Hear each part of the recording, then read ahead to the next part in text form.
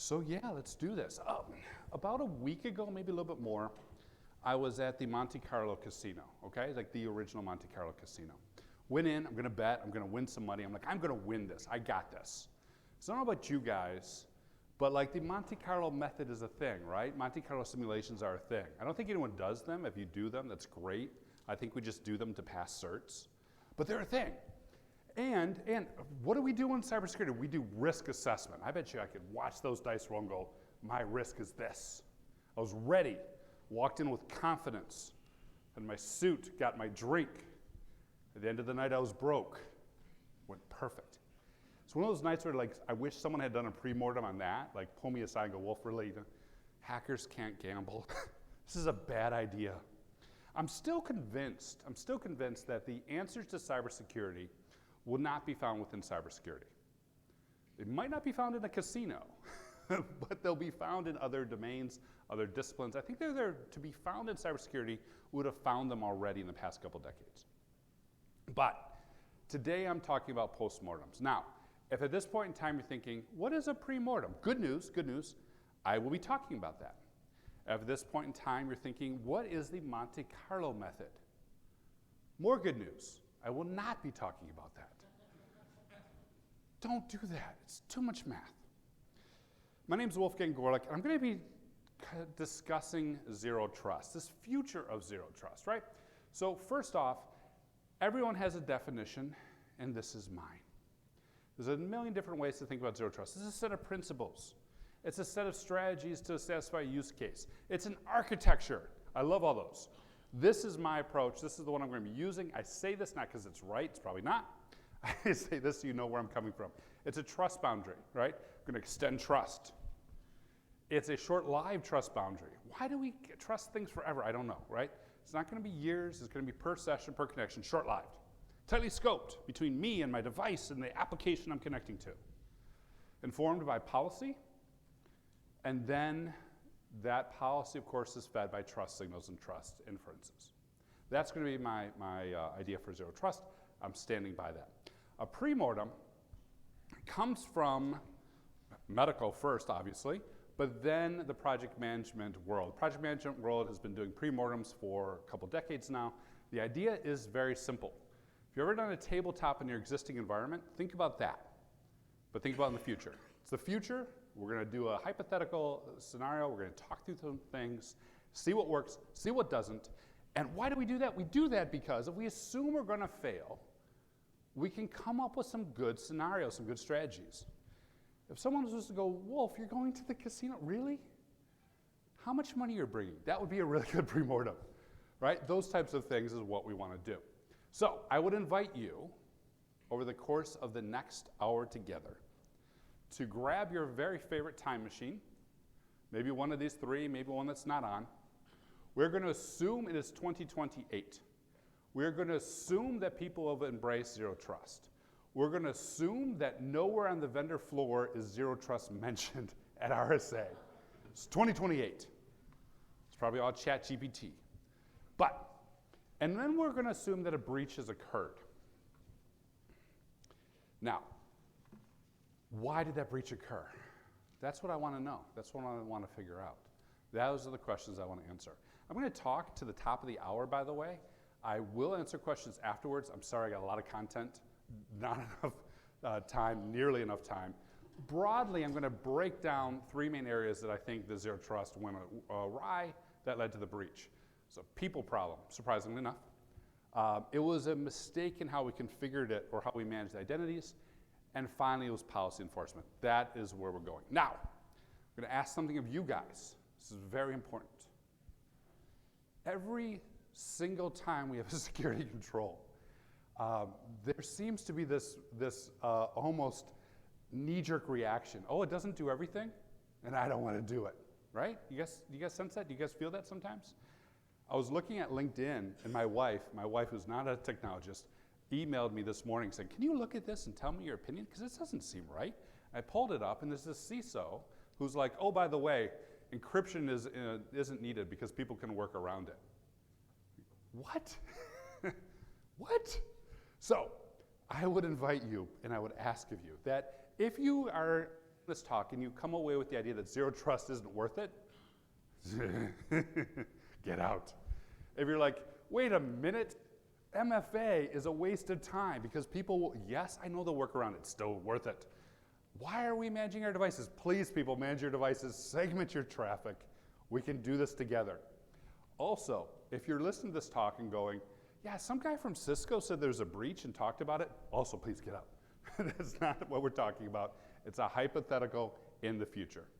Cool? Are we good with that? All right. So, 2028. We read the news. It's a large company. We know the company well. I'm not going to name the name. I think I saw a case study on one of the vendors' websites about how they did zero trust. Pretty cool, pretty cool. And then the news hits. They've been breached. And we all pile on social media and we blame this and we blame that. We don't really know what happened. Start hearing things from the back channel. I think it was this, I think it was that. We're at RSA, over drinks. We run into one of the guys and like, yeah, let me tell you a story. And we buy him a few drinks and he tells us a story. And this is what we learn. It was a people problem. Starting with this, the greatest or worst trick consultants ever pulled was to convince the world that zero trust was a journey. Tell you why. Back to 2022 for just a minute. We'll leave 2028 in the future for just a minute. The word of the year, goblin mode. Did you guys hear about this? Fantastic. Why am I doing dishes? I can DoorDash stuff. Why am I showering or shaving? Zoom makes me look so handsome. I'm telling you, all my profile photos going through Zoom from now on.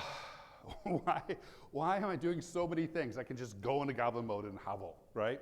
Which is weird because if you remember 2020, if you're at RSA after 2020, about a month after that, we all were in cottagecore mode. This was something new. This was something different. No one liked it. We're going to make the best out of it. People were baking bread. My wife was making blankets. People were singing sea shanties. Please bring back the sea shanties, by the way. I love those. And the bread and the blankets, but mostly the sea shanties. This was a time where we were all committed, right? In 2 years, we went from cottagecore to goblin. This is what I call the cottage to goblin cycle. And it's not just the pandemic. You guys ever walk into a SOC and go, why do you have 4 SIMs? I had a lead SIM architect who called this the SIM graveyard. You buy one, you love it, it's great, everyone's excited. We bake bread, maybe not bread. We roll out this SIM, and then 3 months later, 4 months later, we forget about it. 2 years later, we're like, why are we running that vendor? It's clearly that vendor's problem. We'll buy a new product. Rinse and repeat over a few years. I did IAM consulting, one of 4 practices I ran before my current role at Cisco. And IGA tools were the worst. We spent millions on this IGA tool. It is the best thing ever. Everyone's excited. We had a RACI. We got together. We made, I'm still on the blankets and quilts, guys. I'm sorry. We were excited about this, and we wired it up to our HR system and Active Directory, and 3 years later, we're wondering why we're paying millions for this. Why did zero trust fail and that breach occur? Because the people stopped being excited about it, because they stopped holding each other accountable, because they stopped making progress, because someone told us it was a journey, and we forgot to remember that we need to tell people where we're going and why, and show continuous progress. Now, next thing, who are those people? Boy, RSA over drinks, he gives you a look, and you're like, oh my God, really? It's like, you wouldn't believe, I didn't get the buy-in, I didn't get the support. When we looked at this, we being Cisco, we do a security outcomes report, annual report, 5,000 people, 25 to 30 countries, annual report. There's a version of this that's available that is the Zero Trust Guide to, Zero Trust Maturity Guide. And what we found was, I found this very fascinating. What we found was people who said they were mature in zero trust had some things in common. They're twice as likely to say the executives liked them. They're twice as likely to say their peers supported them. They're twice as likely to say their people stayed around, staff retention. They're twice as likely to say their organization supported them through security culture. Is the bumper sticker like zero trust saves lives? Kumbaya, you know? No, it's not. What it is if you can do those, if you can maintain those relationships, the networking team can do the segmentation. The identity team can do multi-factor, right? The help desk can handle the help desk work. Yet oftentimes the cottage core and goblin mode, right? The cottage to goblin cycle sucks in, and we lose track of all those things. So do we have good relationships? And then, oh boy, let me tell you, 2028. We thought we were good because we protected our crown jewels. How many applications do you guys have? Did anyone look at that recently? 10, 50, 100, 5,000, 10,000? We used to roll CASBs, and I always loved it because I'd ask the CISO, I said, hey, how many apps do you have? And they go, we have 100. Great. Knowing full well by the end of the project, I'd be like, here's the 1,500 apps you have. You should probably look at those. So oftentimes, in scope is our top 100 apps. Great. Maybe we have 250 in SSO. Great, that makes sense. SSO is becoming a real big part of Zero Trust, but we have like thousands. But why aren't they all in SSO? Well, because maybe they don't support it, maybe it doesn't support SAML or AuthIDC, maybe it's too much work, maybe it's shadow IT, maybe. Okay, but why about this 250 aren't all those protected by Zero Trust? Well, it's too much work, the app owners are busy, maybe. In scope for projects, right? If we think about that cottage to goblin cycle, create a project, win. 3 to 6 months, people are excited, they're engaged, win, awesome.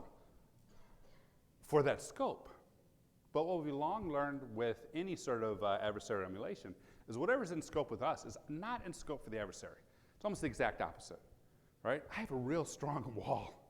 I got a great door. It is barricaded. There is someone on the other side of the door making sure. Are the adversaries going in there or are they going in that other door, right? They're not going in where the security is. They're going in where we're not. Same exact thing is happening on the people side. When you look at many of these projects, how well defined is your scope? It's all my employees, that's great. I was doing some consulting, I was helping a SaaS company, getting ready for FedRAMP. I was like, awesome. Tell me about your IAM. They're like, we did this. I'm like, that's great. What about that? We got this. I'm like, that's awesome. How do you measure it? KPI. I'm like, bang, man, you guys are awesome. So what about your contractors? They said, it's been really nice talking to you. That's not a good sign. And by the way, a quarter of their workforce was contractors. That was out of scope. So this is what's going to get us. If not this, another thing. Again, this is from the Zero Trust Maturity Guide. Where are people running their technology if they're mature? This is what we asked. This is what we found. Mature folks, not surprisingly, twice as likely to be in the cloud. Awesome. We're securing SaaS apps. We can do that. We're good at that. Awesome. What struck me about this data is even mature orgs, look at all that on-prem stuff. It's a lot of on-prem stuff. I think one of the things we forget is that the modern enterprise is 10 to 20 years of technical debt pulled forward by the latest cloud blockchain AI ML thingy. But that AI ML thingy is what we're scared about, right? It's what we build products about, it's what we give conferences about, it's what we do roundtables about, it's what we write white papers about. I did a video about the AI ML thingy and now I've got 10,000 views. Awesome, great. What about the rest? Well, we'll worry about that when the legacy technology rolls off. So I think one of the other concerns from a people, process, and scope perspective is making sure that we haven't over-rotated and ignored the existing, oftentimes much larger tech base. That on-prem, the OT, the mainframe, those sort of things. All right, so what do we learn? What mistakes do we make? With Zero Trust, one of the things I wanted to ask, by the way, with the field guide, and I didn't get to ask about it, was like, who should own it? Who should run it? Is it a COE? Is it a PMO? Is it your architecture team? And the more I started looking at the data and the more I've had conversations, it's really been fascinating. None of that matters. It can succeed in any one of those domains. What matters is what team has the process for managing that cottage to goblin cycle, right? What team knows how to keep people engaged and excited? What team has the relationships? What team is able to execute? That is the team that's going to be successful when we look at Zero Trust. If you go, hey, I heard recently that we should have it by our PMO, or wouldn't it be great to have a COE?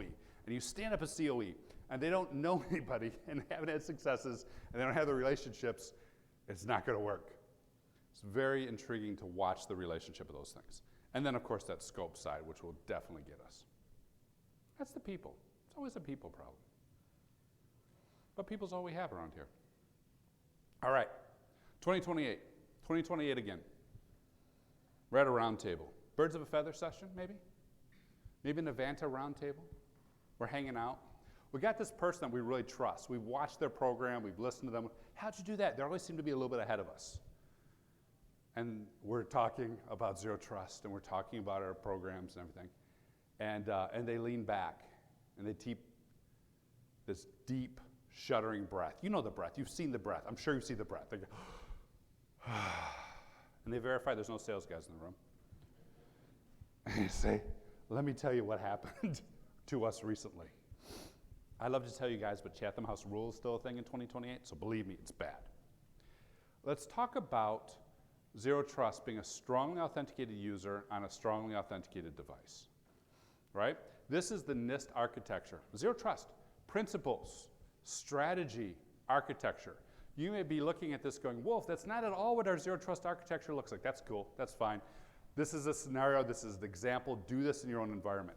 If you follow the NIST guidance, maybe you have something like this. And you've got this person on their device over there connecting up through this trust boundary, this tightly defined, short-lived trust boundary, right, to the resource. Let's look at that authorized subject and authorized system. First off, multi-factor. I like multi-factor. It's a good thing. I like passwordless. It's a good thing. I think we've all learned that not all multi-factor is created equally. We've all learned that some factors are stronger than others. Passwordless has made a tremendous amount of strides in terms of being phish resistant and having some great security properties where, you know, it's domain bound and everything else. But passwordless is going to be bypassed, right? There's already people 3D printing fingerprints. There's already been facial recognition attacks. Please, again, don't take that as saying, well, I heard Wolf on stage and we're not doing passwordless. No, please, love passwordless. Great feature as a user benefit in a zero trust business case. Point is, these things always get attacked. Even if we've got good factors available to us, are they available to every worker? There is certainly a degree of haves and have-nots in our world, right? Across businesses, within businesses. Let me give you an example. You are now the CISO, congratulations, of a restaurant system. Restaurant system employs around 60,000 people, and this restaurant system has around 1,000 back office folks, and of those 1,000 back office folks, around 100 of them are IT folks. What factors are you buying for these folks? Are we giving them all security keys? Are we managing that life, right? We should. I would love to do it, but are we talking about a college kid who's going to work for a couple months and then leave? How do I get the key back? How do I manage that, right? Or, as you're thinking about that, and if you got a good solution, follow me, because CISOs jump job to job, you're about to get a promotion. If you haven't got a solution for that, stay with them, figure it out, and tell me after this.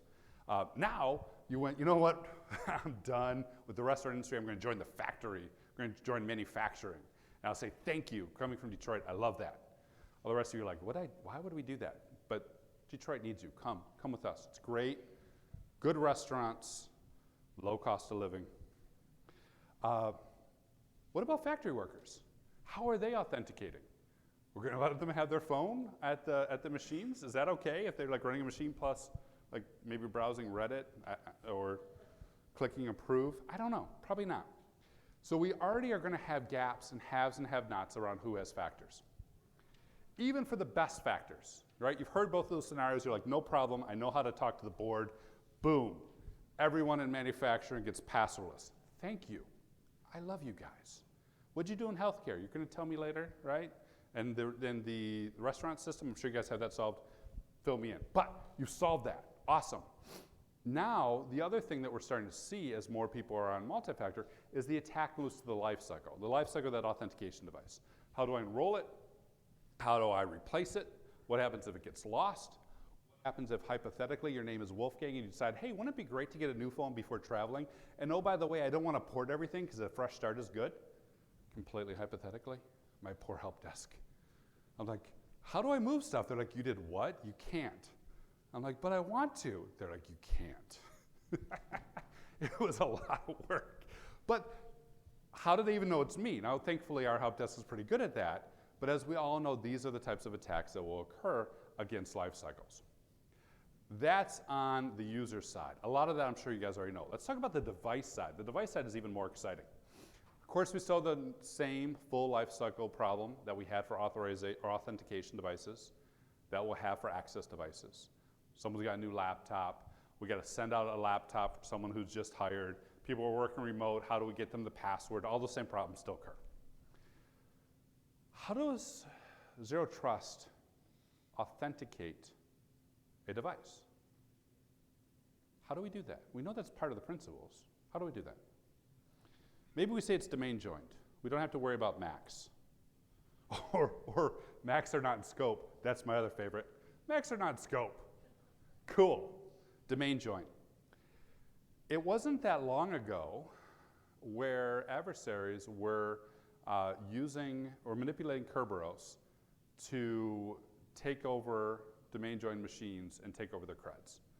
I'm sure most of you guys know that when it's domain joined, what it means is you got a computer account with a lovely $sign, you got a computer password, you can take that over. There are similar tactics, although not in well use, thank goodness, for Azure AD. So we know that's possible if we can get the machine to extract those creds and reproduce that. So you might say, that's no problem, Wolf. Why would you do domain join anyways? You got MACs. Do cert-based auth. And I'll say, thank you. I love that. Because it's hard. It's hard for an adversary to steal a certificate. But you know what's not hard for an adversary to do? Send a request from their machine to a CA and say, hi, I'm new. Will you send me a authorized cert? And now, when I go to log in, of course I'm a managed device. I have the cert. SpecterOps did a paper on this about a year, maybe 2 years ago, if you guys want to read about it. So you're like, okay, well, that's clearly bad. Maybe we'll use agents. All right, let's talk about agents and making API calls. I'll get back to that. Or let's also think about how those API calls and the various checks are performed can be manipulated, can be misconfigured. I'm also going to get back to that when I get to the policies section. The point is, from a pre-mortem perspective, there's 3 things you need to think about when we think about device identity. Adversaries can either steal and impersonate an existing device identity. I don't want a managed device, I want Wolf's managed device. Adversaries can promote their machine to be a managed device or an authorized device. I don't care if it's Wolf's device, I just want a Cisco device. Or adversaries can spoof and fake the policy side, right? Fun stuff. Now, back in our time machines, it's 2028, come back just a little bit, 2008, people were already bypassing multi-factor. Google goes and does BeyondCorp, what is that, 2012, I think, right? Google does BeyondCorp, and what do they say? We rolled out multi-factor, and all attacks stopped. That is cool. That is awesome. 2023, everyone else is doing multi-factor, suddenly people are bypassing it. Why do I say this? Because if you have the opportunity right now, it is 2008 and 2012 time. If you have the opportunity right now to say, you know what, I want to do device identity and prevent everyone else from logging in, do it. Tremendous stopping power. By 2028, have a mitigating control. And why don't we do that anyways? Have you guys ever thought about how ridiculous this is? There is 16 billion devices on the planet. That is a big attack surface. How come they can all log in as me? Or you? Right? I don't know the size of your company or your company. Let's say you're mid-size. You guys probably have what? 20,000 devices? 16 billion to 20,000 is pretty damn good in terms of attack reduction. What's better is, what if it's just your 2 devices you can log in? Huge stopping power. Huge, huge, huge. Now, will adversaries work around it? Yes. Are they now? Nope. Which gets to actually the reason why I started this talk. I was so infuriated about MFA fatigue attacks. 28,000 hits about people going, oh man, throw away MFA, throw away MFA. I'm like, if anyone was at RSA over the past few years or any conference, we knew when enough people did this that it'll be compromised. Just like phishing. I loved watching phishing attacks, right? How do you stop phishing? Well, you prevent an executable. That worked. till 20% of the people were doing it. Then they started sending ISOs. We're going to block ISOs. That's awesome. Image files. Got us a couple more months, right? Now it's, we're going to read those emails. And every email is, we're going to signature and we're going to block that. Awesome. What happens when ChatGPT is spinning up emails individually for all of us? Yeah, that goes out the window. We see this again and again. We know this is how it works. But yet somehow, we sometimes forget that when the actual breaches start occurring. And I'm shocked. I'm shocked. So much so that is my shocked face, in case you're curious. I look just like that. One of the things that I've often said is whenever a control reaches critical mass, the control will be bypassed. Another way to say that is all a better mousetrap does is breed better mice. That's why we need to do pre-mortems. All right, now, if we're doing authenticated users on authenticated devices through an encrypted connection, where do people go? Where do people go and attack you when you have end-to-end protection? You go to the ends. From an end user perspective, from an endpoint perspective, that means a couple different things. Lying weight malware is going to be on the increase. A few years ago, I was helping a CISO rebuild his program after they got compromised, and it was so sad. They did everything right. They had a good set of folks, security conscientious, updated machines. They were logging in with a long password. They had multi-factor. They weren't clicking remember me. They were doing all the right things. Lying weight malware was installed on their accounting devices. They waited until accountants logged in with that super long password, with that multi-factor, opened up the accounts. They took over the browser session, transferred money. Great controls. Please keep those controls. But those types of attacks are going to be in the increase. In addition, we're going to start seeing more attacks around the people side. You guys seen the XKCD comic? I'm sure you have, right? Speaking of encryption, super encryption, we're stopped. Next panel is like, what happens in the real world? Hit him with a wrench, and he'll give us the stuff, right? That's what you need to think about. The bribery, the extortion, those sort of things are going to be on the rise. What that means is endpoint controls are more important. Insider threat is more important if you've got good zero trust. All right, so that's one example. What does that say? A strongly authenticated user on a strongly authenticated device through an encrypted connection. That's the front end of zero trust. Where are they going to hit? They're going to circumvent some of those signals of trust, how we've authenticated both the user and the device. Or hit someone with a wrench. But that's kind of dark. Let's go on to the next one. All right. It is 2028. We've had a security breach. Now, please, if you guys go, Wolf said Cisco had a security breach in 2028 on social media, I'm going to be very angry at all you. No, we had a security breach, right? And the CIO and the CCO are shouting, we did zero trust. The consultants told us this was a journey. We've been on a journey. And the CISO's like, I don't want to go back to manufacturing or the restaurant industry. Let's get together, let's huddle, let's figure out what happened. Here's what happened. It was the policy, right? Zero trust architecture, tight trust boundary, enforced by policy. Let's talk about that policy side of things. Because there's some fun stuff there. First off, I would argue, and again, personal opinion, I would argue the difference between a security architecture and a zero trust security architecture is effectively that policy enforcement side. I've been plugging things into networks forever. I've been running things on desktops forever. I've been sending emails forever, at least it feels that way. What changes is when I run that request through a policy engine to decide whether to extend trust or revoke trust. That's what I would argue is the defining characteristic of zero trust. So, what could possibly go wrong? First off, a reminder that modern orgs, 10 to 20 years of technical debt, right, pulled forward by the legacy or by the latest tech stack.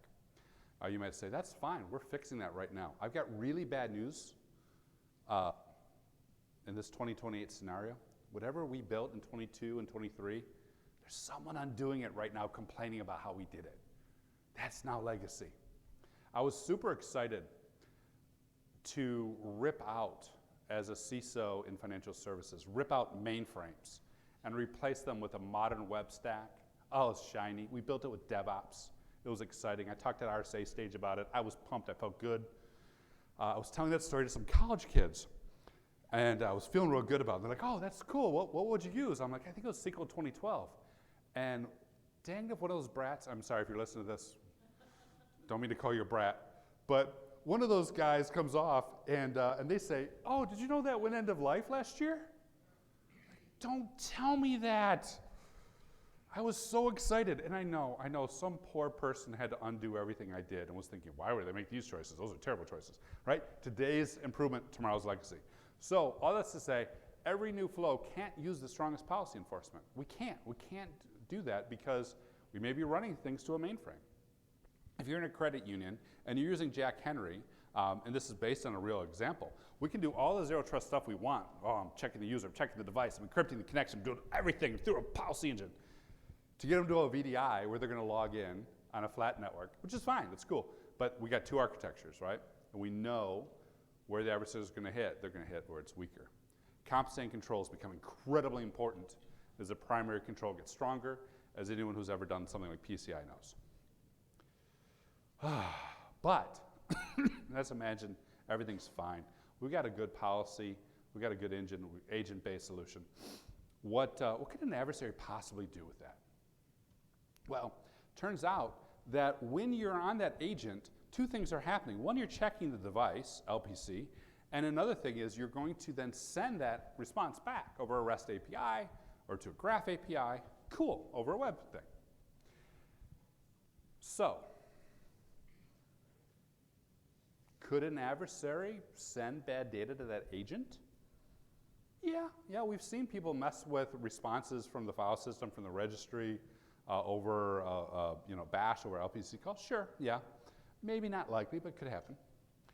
What happens if the first request comes from the agent and says, don't trust Wolf's device, this is terrible, it's jailbroken and infected, and I'm sure he's trying to convince Duo to put Duo back on it.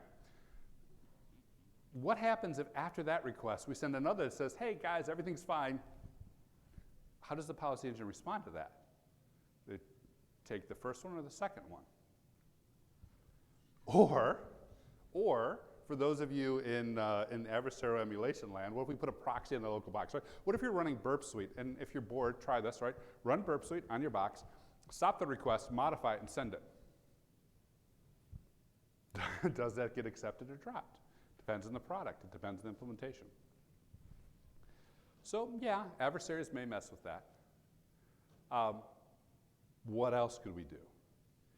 Well, a lot of both of those scenarios I just walked you through were workforce scenarios, right? It's my employee, they're on my box, I've got some control over it. What about customer scenarios? Anyone doing zero trust with customers? Oh, come on, guys, you gotta do zero trust with customers. It's fun, it's exciting. And the talk about, we've done this before, the customer teams will love you because they'll be like, don't you mean fraud? You're like, yes, but we're gonna call it zero trust and be snazzy. Like, okay, we're on. I'm on to you, but we're on. How do you do trust with that? You check where the user's from. You check the user's browser. You check what software is installed, right? You check cookies. You check all the signatures. Have you guys heard of the Genesis Market? You guys, he's nodding, yeah. That's exciting, right? Recently shut down. I'm sure it'll never come back. But here was the idea. You took a fingerprint of the customer's device, you gave it to them, and they spun up a virtual machine. Oh, Wolf's in Detroit? We'll route that through a VPN through Detroit. How's that for trust signals, right? Everything is now spoofable. Now, are adversaries doing that at large? No, because none of you raised your hand and are doing customer zero trust. You should do it. The first 10 of you who do it are going to be amazing. The last 10 will probably be complaining that why do we do it anyways, it's getting breached. That's security for you, that's the game. Speaking of the game, another thing I find is exciting, and I used to do some talks on this, I had to give some workshops on this, so Mistaken Identities was the collection of this. And not to be over dramatic, but all the controls we do at the end of the day are resulting in security that's hanging by a string. What do I mean by that? I mean, if I've gone through all those controls that I mentioned, what do I get back to my SSO portal before I launch an app. SAML assertion, JSON web token, a cookie, right? A nice set of string that we can exchange. Then we say, Wolf, there's security properties on all of those. I've read the OAuth OIDC RFCs, and I've read the threat models. First of all, I don't believe that last part if anyone has, but, right, those things exist. I was watching Mastodon yesterday, and Bill Senf, love Bill Senf, AppSec guy through and through, was doing an audit of one of these projects and found that the developers had stripped out all the security checks from the JOTs.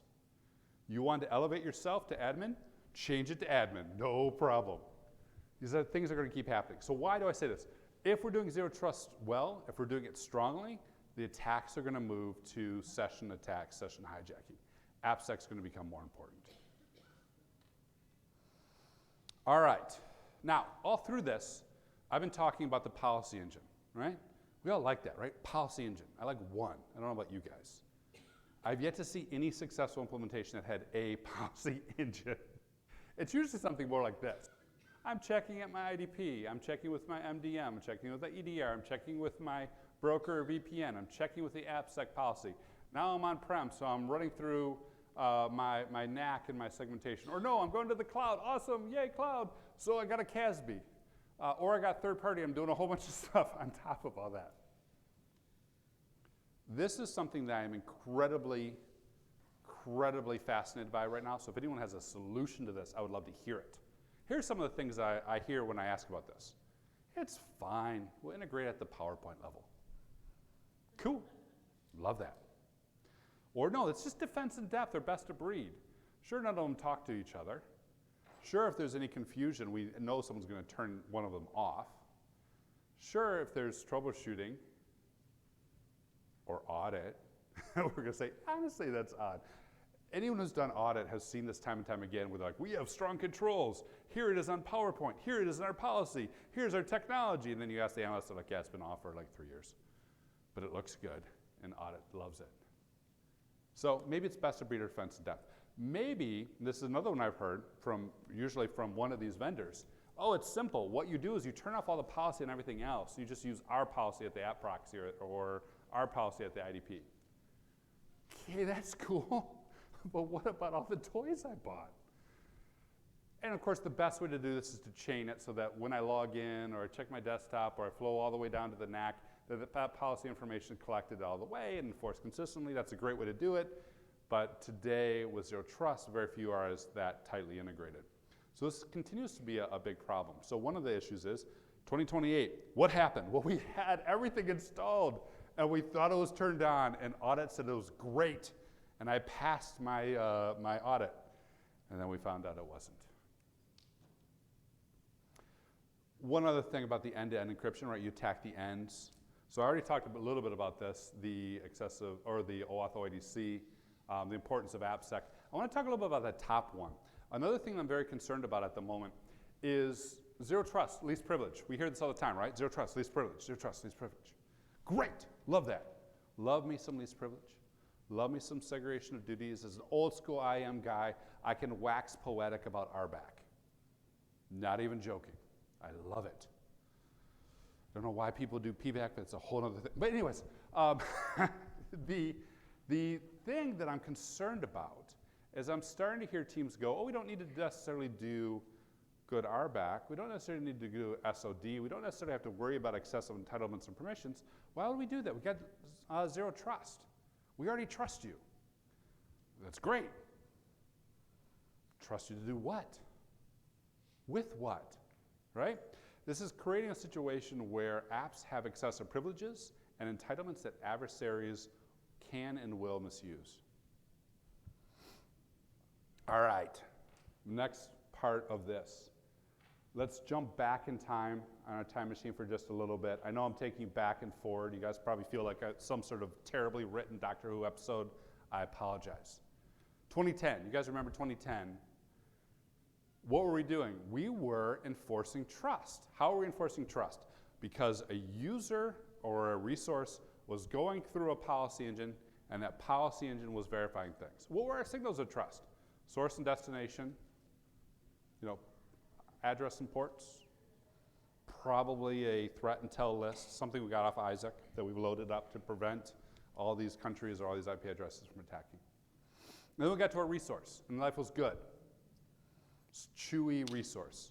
Kindervag said, that's a problem, right? These chewy centers are too big. There's a lot of issues there. He brought forward some traditional security ideas, refactoring some new ideas. Thus starts Zero Trust. Back to 2028 for just a minute. I would argue that this story of cybersecurity is a story of chasing chewy. Every time we're like, we're going to stop that chewy center. You better believe that people who put in place firewalls, talk to them sometimes, some of the folks who put in place early firewalls, they would have told you the entire internet was chewy and we were going to segment it. We're going to build trust, right? This was not thought out. So chewy just tends to move as we put in place more and more policy sides. Chewy tends to move and morph. And the problem is, when it moves and morphs into where we can't see. Why was chewy a problem with the network in 2010? Because we didn't have visibility past the firewall. Where don't we have visibility today, and where's the chewy today? And this lovely thing, we're running through a policy. We're checking things, source, port, destination, how the user authenticate, how the device authenticate. And then we're going to allow you in, which effectively moves that chewy to the resource. On your SaaS applications today, maybe 100, maybe 250, maybe 1,000, how many of them can you get behavior analytics off of? How many can you get intel in terms of data loss? How many do you know when someone has been threatened with a wrench and is doing something inappropriate? Can we see that? No, of course we can't. So it creates this very interesting opportunity within Zero Trust and within the SaaS providers. Because if you think about it, some of these ways it's already been solved. Things like DLP, right? If you're running a CASB, if you're running something like Umbrella, you can call out to DLP if it's exposed over an API like O365. You can say out of band, hey, what has people been doing with this? You can pull that information back. That's available today. There's also work, shared signals.guide through AuthOIDC community, vendor sponsored by many folks, including Cisco, which is saying if these apps notice anything bad, feed that back to the policy engine. I've got UEBA. I've got it on my HR system. The IAM team insists one day soon that HR system is going to be integrated to the apps and life is going to be good, but we'll put that aside for a minute. I've got UEBA on my HR system. Suddenly someone comes and starts downloading a whole bunch of stuff. Trips that behavior analytics. What happens? Historically, nothing. Maybe we log them out. In this model, what you could do with shared signals, send a signal back to policy enforcement point and log them out of everything. Prevent them from logging into Dropbox, prevent them from sending email, log them out of everything. Really frickin' cool. Really frickin' cool. A way of thinking about not security protecting the app, but the app providing security protection. That's where we need to be in 2028. We won't be there, but we're on the journey. It's a good journey. So, 2025, where did things go off the tracks? Mismatch between understandings of what the components were doing. Too many different security controls that weren't integrated. Heavily reliance on best of breed and auditors telling us it was all working. A understanding that we put in place a control that worked great, and then the threat landscape changes like it always does, and we're a little bit behind. I think that covers it from that side. There's probably a couple more. This mismatch between what we think is going on and what is actually going on, I would argue is where hackers, both the curious, the kind, and the criminal, have been living and breathing since day one. And as we put in place controls like Zero Trust, we'll have better control, better policy enforcement, but again, that chewy center remains. Again, that mismatch is what allows us to go off the tracks. I'm almost done. At some point in all this, did I miss something? Yeah, I'm not going to open up the mic and let you tell me. Just don't raise. Everyone's like, yes, then. I probably did, right? You're probably like, wait a minute, the way I'm doing Zero Trust is, or wait a minute, my red team once told me, or wait a minute, I read this cool paper, right? I'm sure one of you guys did. You're nodding, you know. Write that down. That is why we do pre-mortems. That is the fun part. That's why it's exciting to get folks in the room, because together, right, we all have different vantage points, we all have different ideas of what can go wrong, and we can create a really good list. And then what we do with that list, workshop it, beat it up, threat model it, give it to the red team, give it to our pen testers, make that part of our vendor assessments, make that part of our proof of concepts, make that part of our annual assessment, make it part of our roadmap. How cool would that be? How cool would that be? And how much data and insight would we get? How much better would we be than waiting till 2028 and waiting for the breaches? Make a game out of it, in other words. Speaking of games and pre-mortems, obviously pre-mortem is a medical term. And the term came about in 2007. I always blank on the guy's name. Gary Klein, 2007. Gary, I'm sorry, I forgot your name. Introduced the concept into the PMO world. Now, a few decades before that, 1964, there was a student named John Spinello. John was at college. John could have really used a pre-mortem. Much more than me at the Monte Carlo casino, who really needs someone to say, please, Wolf, don't do that. John needed someone. If you ever get a time machine, I would ask you to please go back to 1964 and talk to John. Because John, at that point in time, is in his dorm room. He's got a class project. He's got to come up with a game. And he remembers these games like, at casino, or not at casinos, I'm sorry, I'm still there, at carnivals, right, the ring game and everything. So what if I swapped the ring, and instead of moving the ring, I made that static and I used some tweezers. And then I could pull out pieces, right? And he comes out with this idea. He comes out with this idea for his class project. Got an A, that's good. His father introduces him to a friend, and the friend goes, you know what, you should sell this. This is a really clever game. And they introduce them to Marvin Glass, of course. Now we know how that goes to Hasbro and everything else. And John sold Operation. Now, how much did John sell Operation for? While you're thinking about that, I want to say just real quick, those of you of certain vintage who grew up with Operation, I have a theory that you guys are like the SOC people and the incident response people. I have a theory, and if I'm right, tell me, and if I'm wrong, of course, tell me. But I'd rather be right, so tell me twice if I'm right. That people who are like, with a steady hand, and with not moving a left or right, I will grab the piece and not set off any alarms. Those are the people I want running my SOC. I'm convinced of it. But anyways, so 1964, John goes sit down with Marvin Glass. Marvin Glass buys Operation for him. $500. $500 for all the intellectual rights. You never really know where things are going to go. You know? You think he knew that everything would go this way, that it'll be a worldwide phenomenon? No. Do you think I know where security is going to go by 28? No. Right? You never really know. But you can know a few certain facts. People will be people, criminals will be criminals, defenders will be defenders. And you can know that at the end of the day, it's the pieces that define the game. It's the pieces that define our security model and the pieces that define our success or failure. One of the trickiest parts about Zero Trust is those pieces are in everybody else's hands. The networking team, the IT team, the IM team, the help desk, heck, the board if they're asking questions and funding it, the CEO, the CFO, right? Relationships are so incredibly important. Consistency across all those layers is so incredibly important. And as we know, consistency is incredibly hard. So when you're thinking about Zero Trust, think through those ways that consistency drops off. Think through ways that we can go astray. Think through ways that pieces aren't aligned.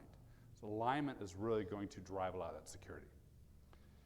But even badly implemented Zero Trust today will stop a lot of attackers, because we're going to look hard and crunchy, and they're going to go for the chewy.